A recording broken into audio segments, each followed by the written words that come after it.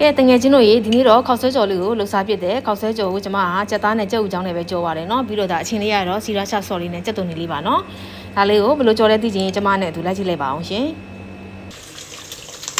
ခောက်ဆွဲကြော်လေးအတွက်ပထမဆုံးကြက်သွန်ဖြူလေးကိုစီတက်ပြီးတော့ကြက်ဥလေးကိုအရင်ဆုံးကြော်ပေးထားတယ်ပေါ့နော်ပြီးရင်တော့တုံးလေးတွေပြီးထားတယ်ကြက်သွန်လေးကိုထည့်ပြီးတော့ကြော်ပေးပါတယ်ပြီးရင်တော့အရသာနှက်ထားတဲ့ကြက်သားလေးတွေကိုကျွန်မထည့်ပြီးတော့ကြော်လိုက်မယ်နော်ကြက်သားလေးတွေကြော်သွားတဲ့အချိန်မှာကျွန်မကအသင့်ကြော်ပြီးသားကြက်ဥချောင်းလေးတွေကိုထည့်ပြီးတော့ဝင်လိုက်ပါတယ်နော်ပြီးရင်တော့ကျွန်မကပုံလာဦးနီလေးအရင်ထည့်ကြော်တယ်နော်အိမ်မှာရှိတဲ့အသင့်ကျွန်မမှာရှိနေတယ်ပေါ့နော်ပုံလာဦးနီနဲ့ခေါ်ပြီးပဲသုံးပါလေနော်ကျွန်မပဲစိမ့်နေပဲတီးစိမ့်နေပါလေမထည့်ပါဘူးရှင်ခုဆိုရင်ကျွန်မကကော်ဖီလေးတွေပါထည့်ပြီးတော့တစ်ခါတည်းကြော်လိုက်တော့မယ်ပုံလာဦးနီကတော့ရလောက်ပြီဒါကတော့ကျွန်မဆက်ထားတဲ့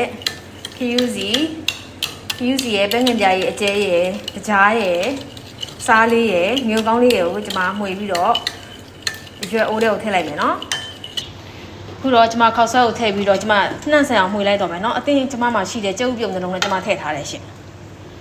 ဒါကတော့ကျွန်မဆွနာက KUC ဆက်ထားတဲ့အရေးလေးကိုရေနွေးပေါ့နော်ရေနွေးကိုကျွန်မခောက်ဆွဲနဲ့ထည့်ပြီးတော့ကျွန်မကြော်မယ်နော်ခောက်ဆွဲကိုစိုးအီလေးဖြစ်အောင်ရေနဲ့ကြော်တာပါနော်ကဲအခုတော့ကျွန်မရဲ့ခောက်ဆွဲကြော်လေးဟာဆိုရွှဲအီပြီးတော့စားဖို့ရန်ဆင်းသင်းဖြစ်နေပါပြီနော်ကဲဟောဒီမှာနော်ကျွန်မရဲ့ခောက်ဆွဲကြော်လေးဘယ်လောက်တောင်စားဖို့ကောင်းလိုက်တယ်လဲရှင်စီမများပဲနဲ့လုံးဝရေနဲ့ပဲကြော်ထားတာပါနော်